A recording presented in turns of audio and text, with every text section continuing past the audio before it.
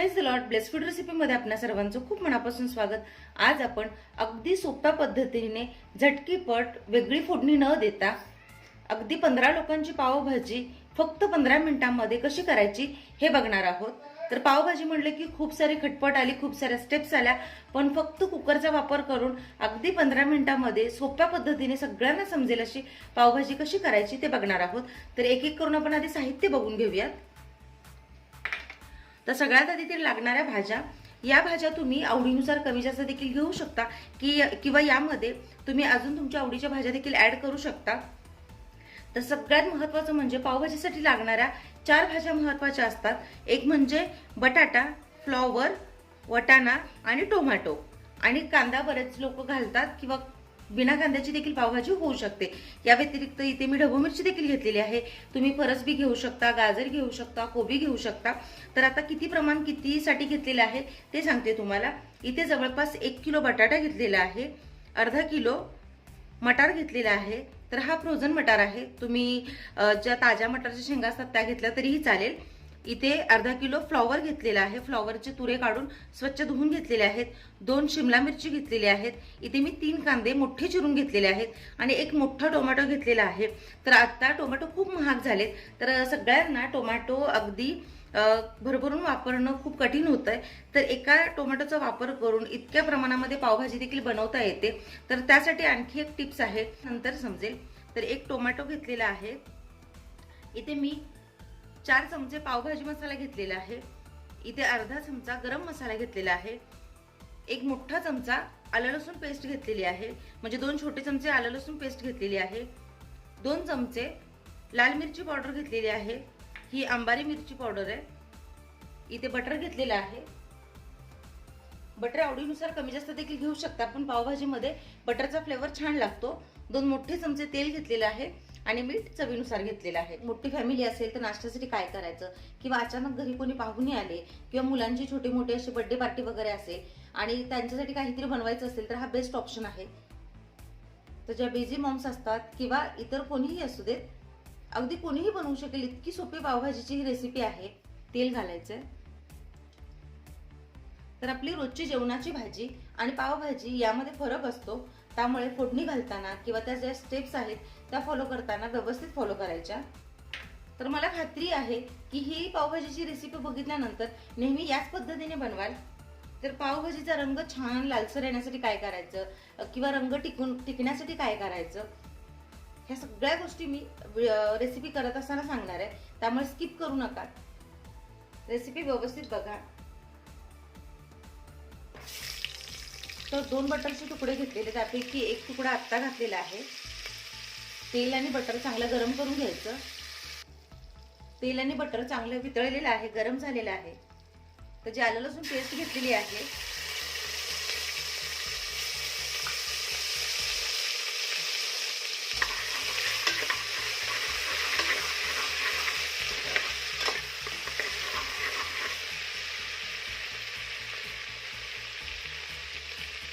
आलं लसूणची पेस्ट जी आहे ती तेलामध्ये परतून घेणं महत्त्वाचंच आहे, कारण त्याचा उग्र वास येतो किंवा कच्चेपणा जाणवतो खाताना. त्यामुळे आलं लसूणची पेस्ट छान बटर आणि तेलामध्ये परतून घ्यायची आहे. आलं लसूणची पेस्ट छान परतून झालेली आहे. आता काय करायचं, त्याच्या सगळ्या भाज्या घेतलेल्या आहेत याच्यामध्ये घालून द्यायच्या.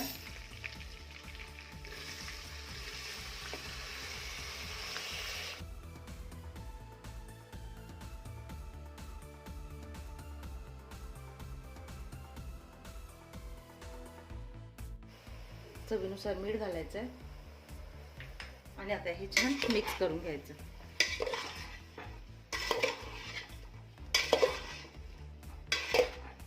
तर महत्त्वाचं असतं ते म्हणजे जे आलं लसूण पेस्ट आहे ती परतून घ्यायची, कारण त्याचा उग्र वास येतो. ती परतून घेतली तर बाकी सगळ्या भाज्या आपण अशा टाकू शकतो. तर पाणी किती घालायचं, तर ह्या ज्या भाज्या आहेत त्या बुडे इतपत पाणी घालायचं, म्हणजे अगदी परफेक्ट पावभाजीची कन्सिस्टन्सी होते. तर कोणाला जाडसर पावभाजी खायला आवडते, कोणाला अशी छान पातळ अशी खायला आवडते. तर इथे बघा भाज्या बुडतील इतपत पाणी घातलेलं आहे. आता कुकरचं झाकण लावायचं आणि छान 4 ते 5 शिट्टी करून घ्यायची आहे. पावभाजी अगदी परफेक्ट शिजते या पद्धतीमुळे. आता हे पहा 5 शिट्ट्या देऊन घेतलेल्या आहेत. एखादी दुसरी शिट्टी जास्त झाली तरी काही हरकत नाही, उलट भाज्या छानच शिजतात. सगळं किती छान अगदी व्यवस्थित शिजलेलं आहे ते बघू शकता. पाणी अगदी व्यवस्थित घालायचं, त्यामुळे भाज्या व्यवस्थित आणि पटकन शिजतात. आता यामध्ये जी मिरची पावडर घेतलेली आहे ती घालायची आहे. तिखट आवडीनुसार कमी जास्त देखील घेऊ शकता.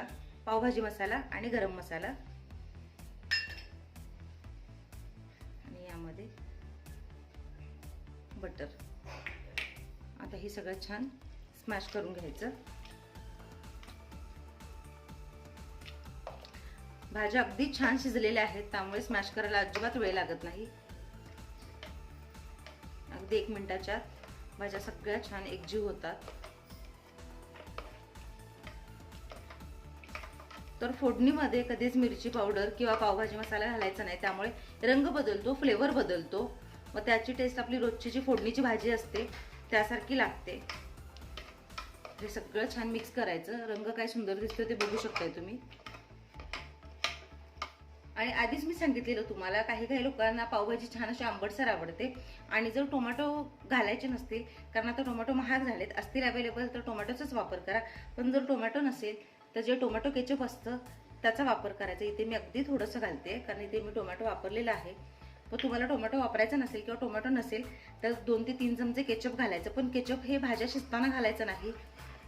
हे सगळं छान मिक्स झाल्यानंतर मग केचप घालायचं आहे. तर हे बघा, अगदी झटकीपट 10 ते 15 मिनिटांमध्ये फक्त कुकरचा वापर करून सोप्या पद्धतीने 15 लोकांची पावभाजी तयार झाली. 1 ते 2 मिनिट फक्त याला पुन्हा एकदा उकळून घ्यायचं आहे.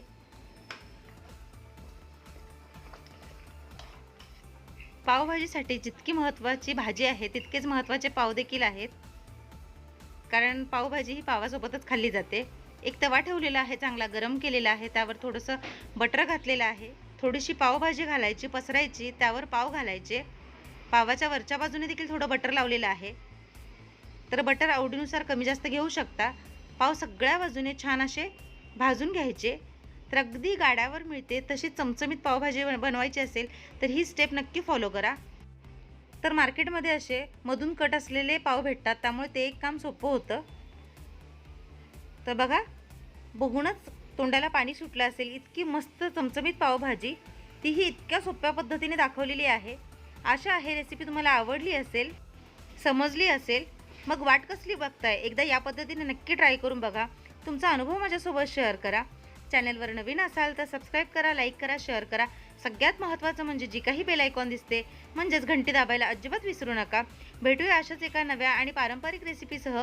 तोपर्यंत स्वस्त रहा, मस्त खा आणि माझ्या रेसिपीज बघत राहा. रेसिपी बघितली त्याबद्दल खूप मनापासून धन्यवाद. एकदा नक्की ट्राय करून बघा. तुमचा अनुभव माझ्यासोबत शेअर करा.